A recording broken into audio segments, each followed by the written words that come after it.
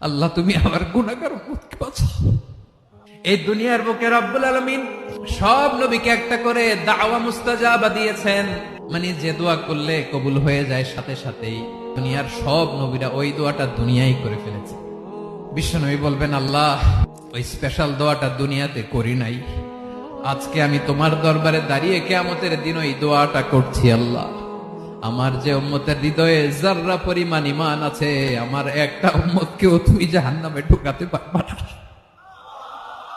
বিশ্বনবী পাগলের মতো একবার হাউজে কাউসারে যাবেন, একবার সিরাতে যাবেন, একবার পুলসিরাতের দিকে, একবার হাউজে কাউসারের দিকে, পাগলের মতো দৌড়াতে থাকবেন, তার কোন গুনাহগার উম্মত যাতে জাহান্নামে ঢুকে না যায়। উম্মতি বিশ্বনবী আমার জন্য কাঁদবেন, আপনার জন্য কাঁদবেন, আমাদের জন্য সেদিন কেঁদে কেঁদে জাহান্নামের দরজায় দাঁড়িয়ে আমাদেরকে টেনে টেনে জান্নাতে ঢুকাবেন।